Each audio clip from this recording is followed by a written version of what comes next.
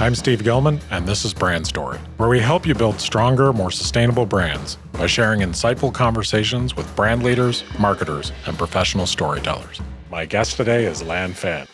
I almost think fear is a necessary part of growth. One of my favorite quotes is, "Courage isn't the absence of fear. It's feeling the fear and doing it anyway." Lan is an author and a keynote speaker, known for her expertise in purpose, mindset, and continuous improvement. She's also a very sought-after consultant for Fortune 500 companies and advises top executives. She's a keynote speaker and has spoken to organizations like Stanford University, NYU Law, Disney, and Meta, to name a few. And her content on LinkedIn and YouTube reaches millions of people annually, and she's a top 100 LinkedIn creator. And the author of the book, Do This Daily, How to Find Success, Happiness, and Purpose in Work and Life. Hi, Lan. Welcome to Brand Story, and thank you so much for being here. Hey, Steve. So excited to be here. It's been a long time coming. It has been a long time coming. It's worth the wait because I'm so happy to talk to you, and I'm so thrilled about your book. I'm currently reading it, and I love it. So thank you so much for offering all that to the world. And you know, I've been following you and your content for years now. I started following you in Community of Seven, I think in late 2020. You know, it's amazing how much positivity and good energy you offer everyone. And I've always noticed this about people who really can help others is you did not have the easiest beginning. You know? No, I didn't. Can you tell me a little bit about your childhood and your parents were Vietnamese refugees? And can you unpack a little of that for me? No, definitely. So I was 8 months when we came to the United States. So if you think about it, this was in 75. Um, we were escaping a war-torn country. So my dad would have been executed if we had stayed because he had sided with the South and uh, he had a lot of relationships with American contractors and the government. And when we came, we literally came with the clothes on our backs. And there's just a lot of fear. I always say my mom was in her umbilical cord was feeding me a lot of fear, just and worry, stress, all of that other stuff. And so we left with the clothing on our backs, and we got to Mission Street in San Francisco. Was the first place where we really landed after, the base, the Camp Pendleton in California. And so when we got to San Francisco, the Mission Street isn't the Mission Street you think of today with all the hipsters. It was kind of a rough area, and our family of five, lived in a studio apartment, no kitchen. So they were called bachelor studios, and so there was literally just a hot plate, and so we survived on top ramen, and there was like four flights of stairs, so my brother would have to go up and down. And he was probably my daughter's age right now, which is 8 or 9. I can't imagine having her do this, but my brother would be the one that would go down, go to the store, and just like buy things for us, come down. And then we ended up moving to Inglewood, California, in Los Angeles. And my father at that time didn't work because he was disabled, but we also knew the underlying story. My father was really successful in Vietnam, and when we came to the States, he couldn't even get a job as a janitor.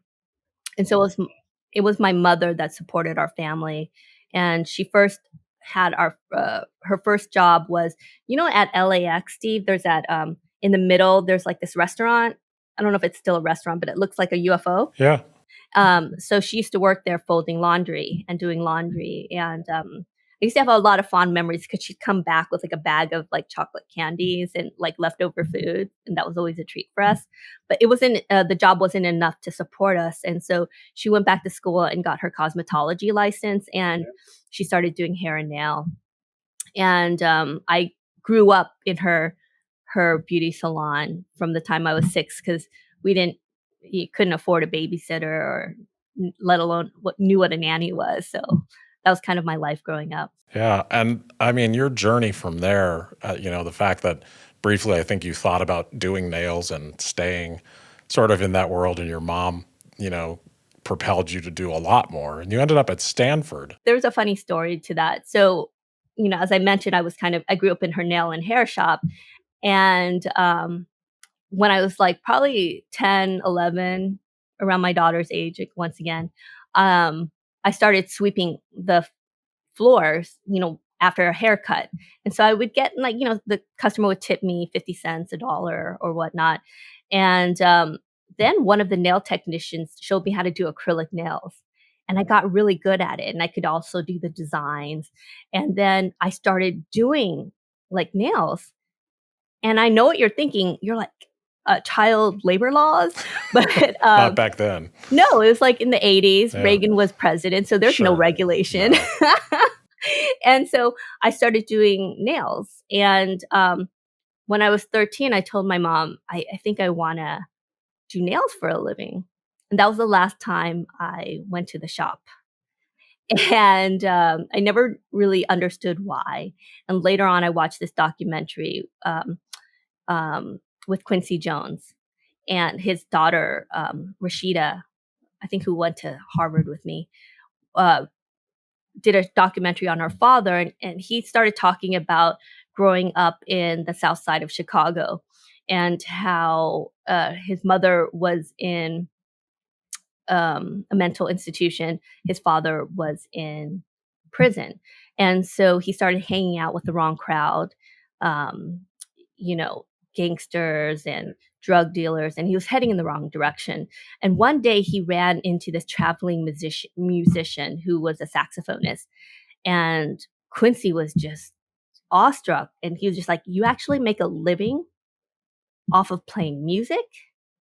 And he was like, "Yes, I travel throughout the world." And that one moment changed Quincy Jones' life. And in the documentary, he says, "What you see, you want to be." And I realized from my mom that she understood that in those times, in the 70s and 80s, the only option for Vietnamese women at that point was to be a manicurist or to clean someone's house. And so she didn't want that from me. And so that's why she stopped having me go to the nail salon, because she didn't want me to undersee that that was like the only option for me. And and so after that, I ended up just going to the library every day, or just really focusing on school. And I ended up getting into Stanford. That's absolutely amazing. I love the concept of what you see is what you'll be. And I think that's a very formative, thought and experience for you, because when you get to your content, I see that in your content, like your content's helped me a lot. I think it helps a lot of people. And you had one form of experience that I just have to touch on at Stanford. You read a book by Viktor Frankl, Man's Search for Meaning. And I just think that that's so amazing how that sort of propelled you in the direction that you're, exploring today. Yeah, so it was really two moments. That was one. The first one, because it wasn't just a success story once I got to Stanford, because I almost quit school probably 3, 4 times because I felt like I was so ill equipped. Because I went to probably one of the worst schools in the country. Our school, at the time, it was Lusinger and Lawndale, was known for our race riots. And we had like a full 24-hour police car in the middle of our high school. It was that bad. Um, and so I was at Stanford. The other students went to Exeter, all these private schools. And I just felt so ill equipped, right? I remember the first class I got into this structured liberal education program. It's like a special program at Stanford. And we started, reading the Iliad and Odyssey. And I was like, what the heck is this? Yeah, that would be very unusual Yeah. coming So from I you. almost quit so many different times. And there was this one time where I was telling my friend, Raul, I think I'm going to quit. I don't know how I got here. I'm just this poor kid. I'm not smart enough. I'm not good enough. I need to quit Stanford. And he just gave me a hug. The next day I woke up, underneath my door was this note, and I opened it up, and it was from Raul. And he had a quote from Toni Morrison. And it was simply, if you want to fly, you need to give up the shit that weighs you down. And I realized that what I needed to get rid of was the self-doubt, the stories that I wasn't good enough because I was this Vietnamese refugee, because I was poor, because I didn't have enough, that because my parents, you know, worked with their hands, right, or blue collar, that I had to rewrite my story. And the next pivotal moment was that same freshman year when I took my first psychology class and we read Viktor Frankl's A Man's Search for Meaning. Um, and I just remember reading it. And for those of you that aren't familiar with Viktor Frankl, he is a Holocaust survivor. He watched his entire family get massacred by the Nazis. And when they were eventually saved, and he was in Auschwitz, he he had this thought like, why did some people survive and even thrive in these situations? Why some people just gave up? Um, and he ended up going to America and then forming logotherapy, which is a branch of psychology that focuses on people's search for meaning. And I just remember reading his book, and I just kept on underlining and highlighting different passages because they resonated so much with me. And one of the most powerful ones was this quote: "Between the stimulus, which is really what happens to us, and our response lies a space. And in that space lies our freedom and our power, the power of our response. And in our response lies our growth and our happiness." And that was so powerful to me because I realized that I wasn't a victim of my circumstances, but I had the power to change my life by my response and the stories that I told myself. And that was like a pivotal moment for me personally, that I wasn't a victim and that my life was dependent on my response. And that's where my freedom and that's where my power lied. That's amazing. And it's a theme that I've explored with people like, your friend Mita Malik. Yeah. Love Mia. Yeah, and several other leaders where fear and adversity, like fear can be such a liar. Yes. And I almost think fear is a necessary part of growth. One of my favorite quotes is, "Courage isn't the absence of fear; it's feeling the fear and doing it anyway." And I think that's a whole thing with life. And I think the need to also go through adversity, because some of the most amazing people I know have also had the hardest lives. And that's why some of the best comedians, I love comedians, they've struggled with a lot of depression and sadness and stories because they've tried to kind of rewrite their story with humor. And I think we all can kind of rewrite our stories and our pains to something even more beautiful. And you do need, it's kind of like muscle, right? The way muscle is built by all of these, by doing carrying heavy things. And then your muscles have these tiny, stress tears, right?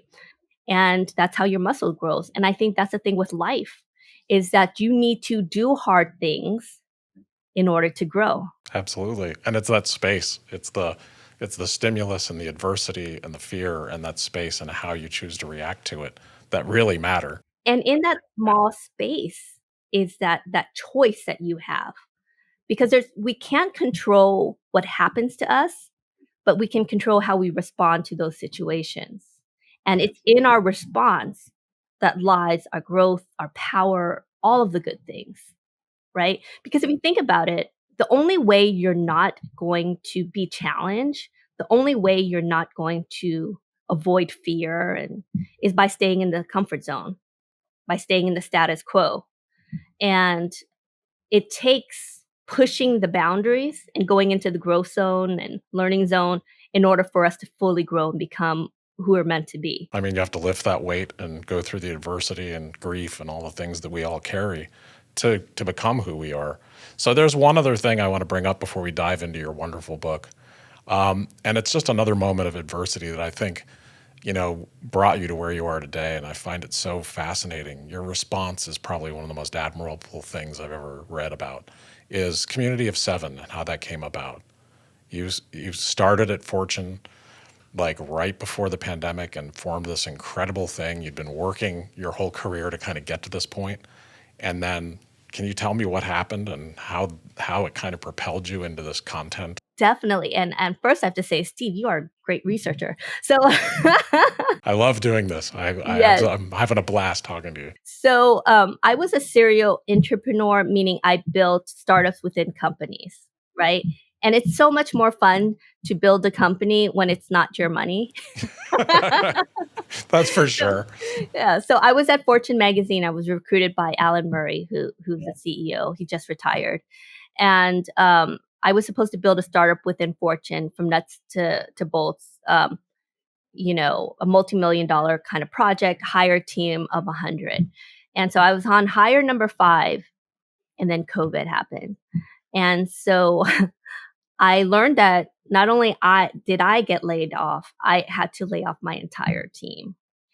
And so some of them had left their jobs a week prior to come work for me. So the amount of guilt that I had, but also I think I also had a lot of fear. It's the middle of COVID, and so I fell into this deep depression. I was crying all the time. I couldn't get out of my bed. I was wearing my same sweatpants for days. And finally, it was really my daughter Morgan who, tugged me on my sleeve while I was kind of like in bed, and she was like, "Mommy, I love you even without a job." And something about that just really got me out of my bed and out of this kind of dark hole. And I started to kind of slowly try to climb out of that ladder because I was feeling a lot of self pity and I was feeling a lot of shame. Like, who am I without a job? Who am I to get laid off? Because my identity at that point was so tied to my position, where I worked, all of these kind of exterior things. And I realized as an adult woman, I never had asked myself what matters most to me. Um, and so one of those things I realized was service to others was really important to me.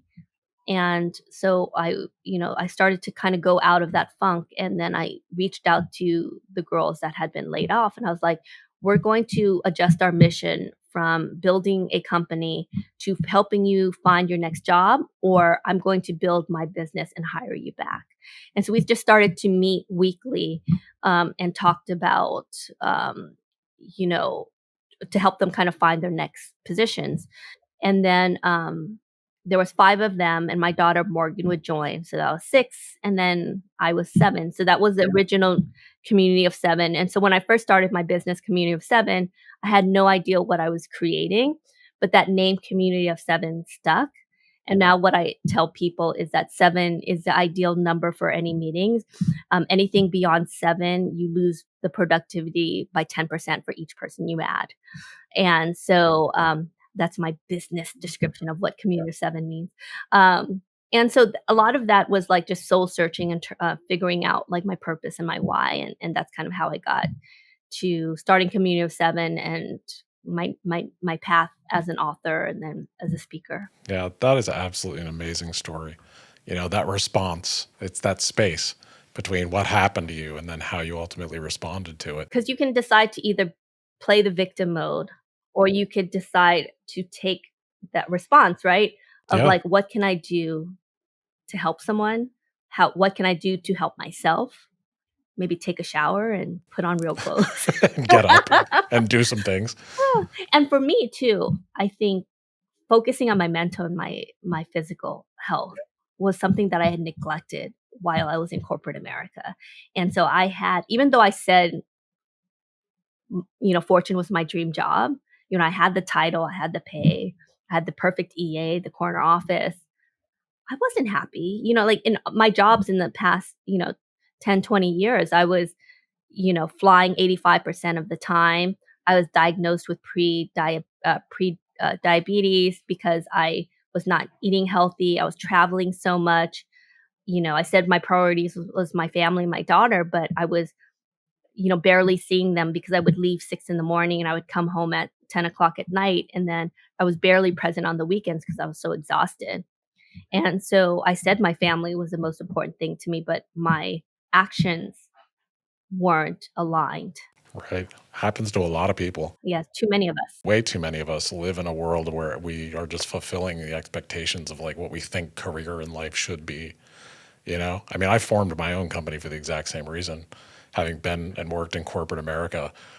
You know, the time we have to do the things we love and the freedom we have to hire people that we truly want to be around matters so much more than any sort of like how people perceive how successful we are. Exactly. And the hard part is that we are so ingrained as a society. One of the things, in my book that I talk about is that um, we focus so much on trying to build this like you look at social media and everything, and people are always trying to kind of outshine someone else, and it's like, for what? It's really about kind of figuring out what matters most to us and actually kind of creating our lives to fulfill those values, right? And align those values. And I think that's a journey that all of us are trying to take, because there's so much noise in the world with what you should wear. And, I'm a capitalist, but capitalism depends on us feeling bad about ourselves so that we can buy more things, right? Especially women, right? Well, you need to wear this, you need to put on makeup, you need to do this. It if companies if people woke up and like felt good about themselves, companies would collapse, because so many different companies depend on you feeling bad about yourself in order for you to buy things that you don't need. I mean, they depend on offering you products to fill the hole they helped create. Exactly. Yeah, Exactly. it's crazy making, isn't it? I mean, I used to be in marketing, so and advertising for years, and so but I think part of that is you can't fall for you have to kind of be realistic. If you want real happiness, it's really about defining it for yourself. And you know, we're in marketing and advertising, but we only work with clients that are doing some good in the world. And honestly, like that was a hard path to make sure that that's all we do. But I can't market something that I can't wake up in the morning and believe in. Exactly. And that intentionality shows. Yeah, I think it does, and I think it makes you a happier person. It makes everyone that's on a team working on something feel better, and I think that matters way more than profit. Completely. Well, I mean, I always think there's short term and long term. Yeah, right. Right, because I think the model that, the whole Milton Brown and shareholder value is so premised on short-term value, quarterly value. Companies that are there for the long run understand that there's long-term growth. I was just reading about this company that was built during COVID. They did like COVID testing kind of thing, but they were a $4 billion company or something. They just fired literally everyone. So the company's dissolved essentially 3 years later. They were a $4 billion company 3, 4 years ago. So what that tells me, that it wasn't about long-term growth, long-term pivot for sustainability. It was short-term growth. So a few shareholders could make money, take that money out and leave. And then what's left is this carcass, this company. With no thought to the effect on the people. Exactly. And in the environment. Because think about all of the lives that have now been left, what I mean? Like that have been impacted by those layoffs. And that's why I am so upset with a lot of these companies, these tech companies that hired during the pandemic, and now they're just letting people go without remorse. But it's creating this impact. And same thing with AI, how AI is going to impact things. Like, it's not just about advancement, but it's also about people.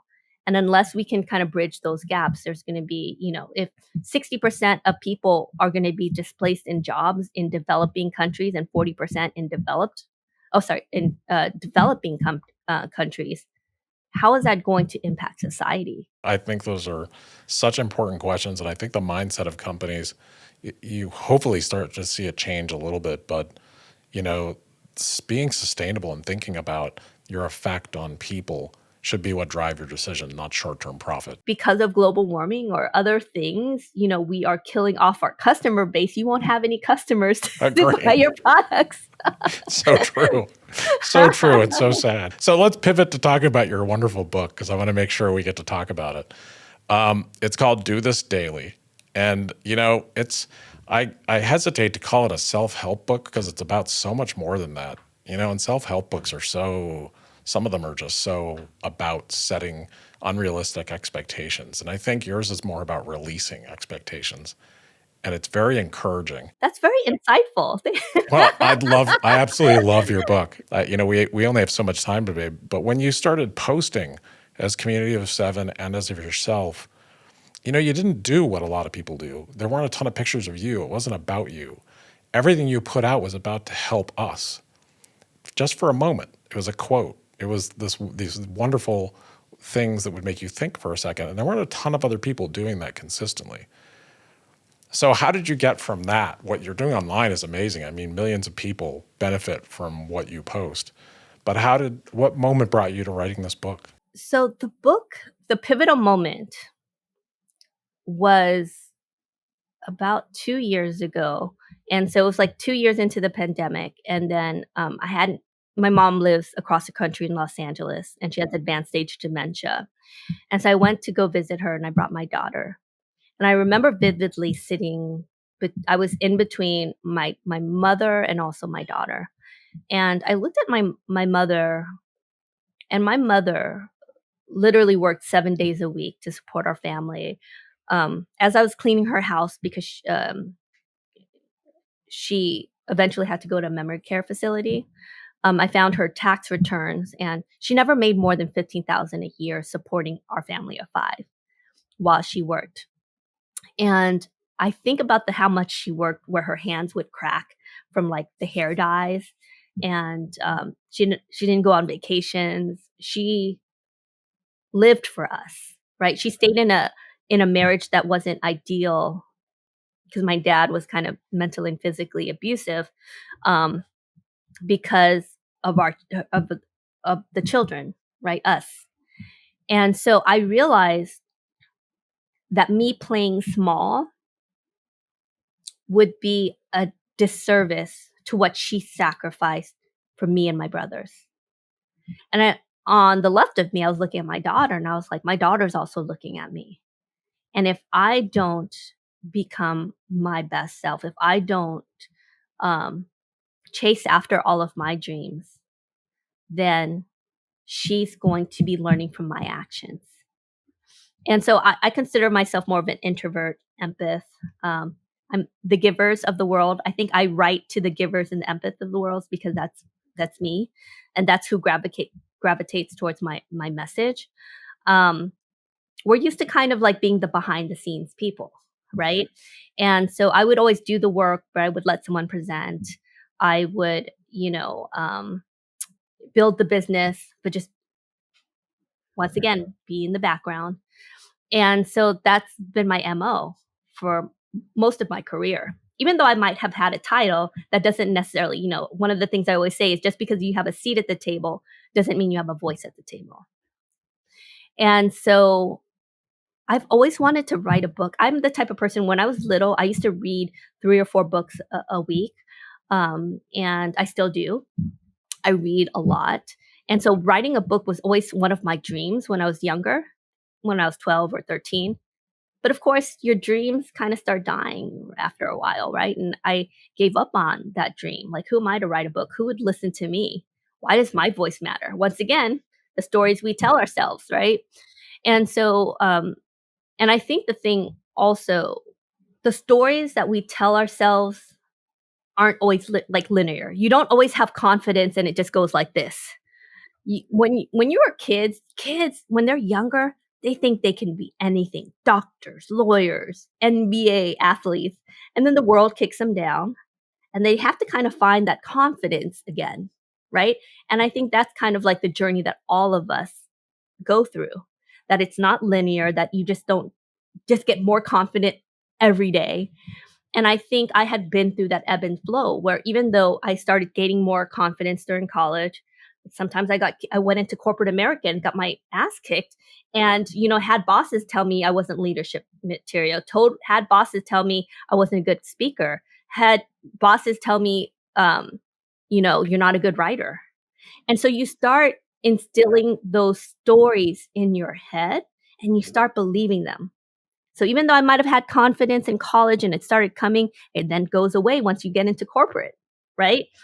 And so I started to have to rebuild and take more room because I think I was playing it small. And I started to, that moment was that period where I was like, I'm going to write a book. And so one of the things I really wanted to kind of create, and I didn't really know what the path was, I didn't know what I was going to write. It ended up being the post that I was writing daily was kind of the base for the book. And when Community of Seven first started, it was actually a mastermind of executives, CEOs, founders, people like Rodney Williams. He's currently the president of Diageo Canada and Diageo Beer, Mita, some other like different leaders that I had kind of brought. And we talked about how do you find your purpose, and more importantly, how do you live it? And it was basically the 4 chapters that I did with the book Do This Daily, right?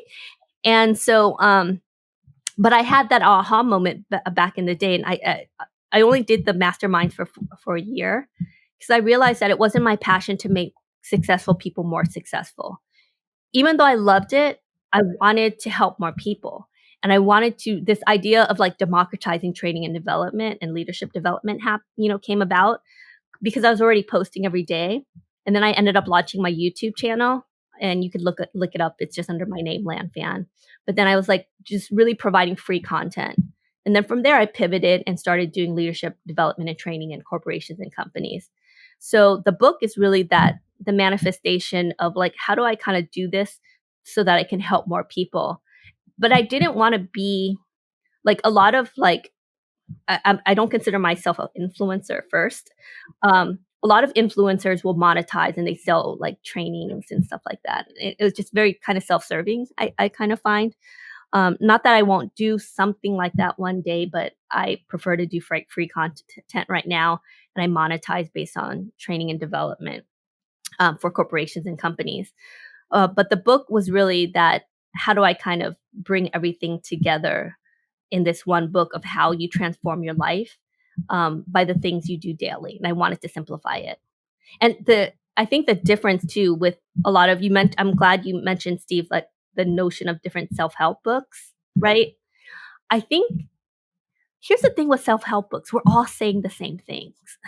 I am really like announcing the most, simple truth. But, even if you go to Tony Robbins and then you go back to the Stoics, before the Stoics, or, even the Bible, there's the Bible, then the Bible, there was the Stoics. Before the Stoics was Lao Tzu. Before Lao Tzu was this Egyptian father who wrote the first self-help book to his son, right? And so I think there are universal truths that we all know in our hearts, but it's about finding someone to kind of bring that together to make it simple and actionable. And I wanted to create a book because I know I'm very busy. I have my daughter, I'm starting, have my own business. I'm traveling a lot of times. So I wanted to make a book that wasn't going to be what I call shelf help, because a lot of your help books, you buy all these books where you want to transform your life, but they're on your, that people could actually read. So it's into 4 different chapters. And each day you could really just read 1 or 2 pages and journal and call it a day. Because I think that's how transformation happens. It's these small decisions we make every day. And I think people think that we need these huge transformations. I have to graduate from college. I have to get this dream job in order for your life to change. But your life can change just based on one decision you make. And I think it actually takes when you change little habits and do something daily, which is why I love the title of your book. And I'm reading it right now, and it works. It's amazing. So anyone listening, please get this book, because I think that's what's different about it. And it's a little bit, having followed your content online for so long, it does remind me of your content, but it's almost like having you in the room to remind me or remind us, hey, just do this today. Just don't put all these expectations of giant change on yourself. It's not going to happen overnight, but take one little step a day. And it's kind of about forming new habits, which I think is really, really cool. It's a different way to have a book, and I think it's actually helpful instead of, like you said, it's not shelf help. You know, I feel like this is real help, and it's very gentle. So it's cool. Like, I can tell reading it that you're an introvert because you're not coming out all brash and telling everyone what they should be. I think most self-help books, in my opinion, are kind of written by extroverts because Yeah, they're very like, think about like Tony Robbins has been kind of like the archetype of like a motivational kind of speaker. I know for me, it's like I get overwhelmed when people are like change, change, and for me, it's just like about those like reminders. I wanted like, I think about my during the pandemic. I just was feeling really shitty, and it was my friend Avina who just like she was like, okay, you're gonna go on a run with me in the morning, and just every day we ran during the pandemic, and it was so helpful for us just mentally. And some days I would just walk. Some days I would just like do a mile or a block, But the thing was, I had to be consistent. I had to do it daily. And it's these permanent daily actions. Like one of my favorite books is by BJ Foggs, and he writes this book called Tiny Habits. And he talks about linking an action that we do daily. So brushing your teeth, going to the bathroom, etc., with a habit. And so one of the habits he talked about was he was trying to lose 10 pounds. And so every time he went to the toilet, he would do 10 push-ups. And so I kind that's of did something great. I did something kind of very similar. So my daughter, she wakes up and she has a hard time waking up. Like the alarm will go on for like 30, 40 minutes. So I have to go in there and wake her up. And before I would try to wake her up and she would just like put the, sheet over her head. And then what I started doing was I would wake her up and I was like, your chariot awaits you. And so I would turn around on my back and she would jump on my back, like, right? And I would take her to the bathroom. And then, once again, I'm trying to exercise a little bit more. I would do 10, what do you call it? Squats, 10 squats while she's on my back, 10 to 20. And we do that every day. And now, as soon as I come in her room and I say, your chariot awake, she just jumps out, gets on my back. And I'm doing the 10, 20 squats a day. And we do this, it's a ritual that we do daily. And that's, you look at it, you're like, that's a ridiculous story. It's not going to transform your life. But it's that process of linking something, doing it daily, and that's how we transform. Because that now motivates me just to be more active in the day. It's also integrating fun and play with my daughter, right? So I think you have to do whatever that daily action has to be aligned with your values and what's important to you. But I think it also has to be something that you want to do. It becomes enjoyable. Well, I think that's so amazing because as I'm working my way through your book, I see that theme throughout because, a daily habit is about perspective. And, you could go wake your daughter up, and I think a lot of people would be like, oh, what's wrong with you? You should get out of bed. Instead, you made it a moment of joy for yourself and her, and a memory, and a good habit, and exercise. That linking, like, and it becomes like a tradition, a fun memory. So I think the benefits of things like that are amazing. Yes. Yeah. And one of the things I talk about too is breaking generational curses, right? And there was a quote by Brad Montague. He's a New York best-selling author. He's become a friend, but he had this one quote, and this is before I knew him. And it was just him speaking at an event, and it said, "Be who you needed when you were younger." And that just, I remember seeing that image and just like, I just it touched me from like deep inside. And I had posted about it, and that post actually went viral. It got like 1 million views, 30,000 hits. And then someone in the comments said, "Oh, my friend Brad said that quote." And I was like, and so I reached out to him. I ended up having him on my micro learning, and then we became friends. And he's amazing. He's a New York Times bestselling author. But then a relationship and community. But it's really about this whole notion of like, I didn't have the best childhood growing up. I love my parents, my mom, my mother, my father, but they're flawed people. But they were also hurt people, right? And they were also doing the best what they could at that time. And so when I was growing up, I never heard I love you, never got a hug, never saw my parents hug or kiss, which was strange. I don't know how we were created.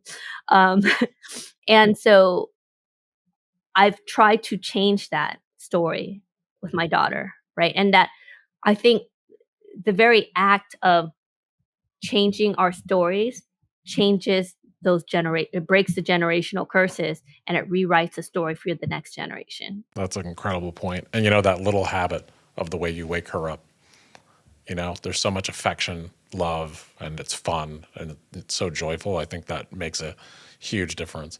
So there's a theme in your book, and there's many themes. There's so many things. If anyone is looking just to feel better or make progress on figuring out what they want out of their life professionally and personally, I really highly recommend this book. But you talk a lot about sort of that shift. People, I think, struggle with this from self-doubt to like self-acceptance, because a lot of these habits, a lot of the habits we have that aren't good ones, kind of are grounded in self-doubt, and you don't want to try something new. So what do you say to people that are trying to make that journey? I think the simple understanding that everyone has self-doubt. Everyone goes through imposter syndrome, because it's hardwired into us physically. Like physically, biologically, everyone has a negativity bias. So understanding that we're built to have a negativity bias because back when our prehistoric times, where our ancestors were being chased by saber-toothed tigers, they needed to make quick life and death decisions. Is this poison that I'm going to pull out? Is it going to be poisoned, or is it safe to eat? And so we needed to. It was much easier to survive if you had a negativity bias rather than being trusting. But we're in a different environment today, right? And so we have to understand that the negativity bias that we have, the self-doubt, the imposter syndrome, the inner critic, they're all there to protect you. And just knowing that it's not the enemy. Because I have so many people who are just like, and I think this is the problem with toxic positivity. Um, Negative emotions aren't necessarily bad, because sometimes jealousy, sometimes fear can actually push you and motivate you. But when you live in those emotions, one of the things that I always say is that negative emotions are like a tunnel. You're meant to go through them, but you're not meant to live in them. You're meant to go towards the light. And the problem people get into, the problem I've got into when I get into depression and these mental states, is that you live too long in them. And when you live too long into them, it's harder to get out of that tunnel. And so you always have to move towards the light, by who you surround yourself with, the content you read, all of these different decisions that you make, whether to exercise, to be in nature, it's all of these little things and decisions combined that change things. And so when you look at the self-doubt, understand that we all go through it. And one of my favorite quotes is, courage isn't the absence of fear, it's feeling the fear and doing it anyway. The way you build confidence, no one is born naturally confident. You gain confidence through action and by doing. In order for you to do that, you have to suck at things initially until you get better. And when you attach shame to that sucking, that's when people are like, oh, I'm going to look bad. Or you tie it to your whole, I used to have a case of perfectionism. Now I send emails and text people, they're like littered with typos and stuff. I'm like, I'm not trying to prove how smart I am. Yeah, I'm busy. This is what you Yes, get. I'm busy. You know what I mean? And my friends know, okay, Lan knows how to spell correctly, but in my type. But you have to release that notion of perfectionism, right? And I think when you realize that you focus on the continual improvement every day. That's kind of how you get there, opposed to these huge overnight decisions, right? That, when we see transformation on TV or in the movies, it's like this big, huge moment, and, someone gets like the new dress for prom and the hair done, and their life changes overnight. But that's not how change works. Change happens from the daily decisions that we make daily, and that includes self doubt. We all feel it. My only recommendation or suggestion is to keep on being bad at whatever you're doing till you get better. And I know that sounds really simple, but that's how you get better at anything. And so for me, it's this process. If you fall in love with the process, everything else works out at the end. I think that's a wonderful message for literally anyone listening in period. And I think that that is a theme all the way through your book. The title and the way this book works, this concept of do this daily is about, resetting your expectations and getting better habits that help you grow. So, what do you hope readers take away from this book? Because it literally isn't a book you put on your shelf. It's a book you use. Yes, yes. And I think that to just start, really, just whatever you want, all the dreams, all the hopes that you've always you put on the back burner, just start. You know, let's say your goal is to be an NBA player, but you're 5'2" like me. Release the notion of the expectations that you're the goal, but just do it. Play basketball, have fun. You know what I mean? Just start. Just do something that you love, and just do it daily without expectations of it getting you anywhere, and just focus on that. I mean, I think the one thing that I don't implicitly state in the book, but I had this revelation probably a month ago, um, was make sure you take care of your health. That's really important, because a few weeks ago I had the flu and I couldn't get out of bed. And I was just, the one thing that I wanted was just to get better. And my brother said something to me. He was like, a healthy man wants 1,000 things. A sick man wants one thing. And, I've posted this before. If you don't take care of your health, be prepared to take care or be prepared for illness, right? And I think many of us are living these lives where we're not taking care of our health and our mental and our physical well being.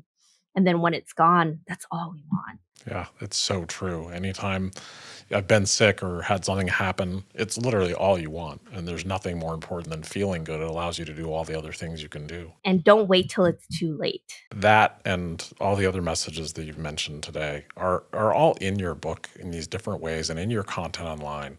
So for all of our listeners out there, we're of course going to have a link to Lan's incredible book and her content online.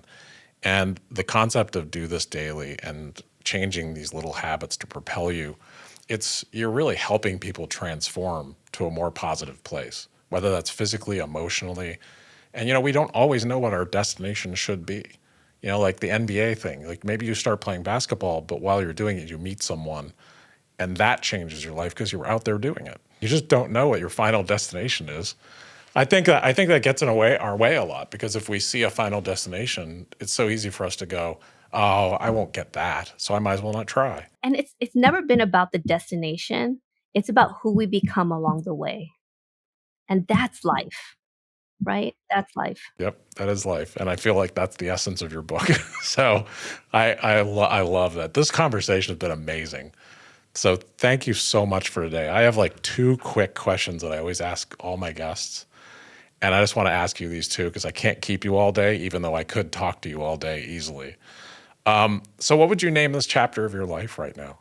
That is interesting that you say that, because I've been dividing my life into 4 chapters. The first chapter is really about learning how to walk, learning how to talk, learning how to read, right? That's if the average person lives 77 years, the first quarter is 19.25 years. The second quarter is climbing the corporate ladder and defining yourself by what you drive and what car you have and all of Instagram. This third quarter where I'm at is about finding meaning why was I put on this earth? Who do I love? Who loves me? And then the last quarter is about what's your legacy? And so I'm in my third quarter where I'm like, what is my purpose on this earth beyond myself? For me, it's service to others. It's helping as many people as I can in the short period of time that I have on this earth. And, I've also come to this realization at the end of my life, the only thing that's going to matter is who loved me, who did I love, and did I leave the world a better place than I found it? Man, that's beautiful. Thank you for that. That is really just wonderful. Last question, I will let you go for the day. If you could give your younger self any advice at this point in your third quarter, what would it be? I think the most important one would just bet on yourself. So I didn't bet on myself for so long. Um, and because of that, I stayed small. So I think the advice I would have given my younger self is just to bet on yourself that you'll figure it out. You're good at figuring things out. That's great advice. Well, Lan, thank you so much for being on the podcast. And I cannot tell you how much I enjoyed this conversation. It really touched me and it was amazing. And thank you for being such a generous person with the world. I love talking to you too, Steve. Thank you. Want to hear more inspiring stories? Subscribe on your preferred podcast app so you don't miss an episode. And if you like what we're doing, please rate, review, and share. It's the best way to support us. Thank you for listening to Brand Story.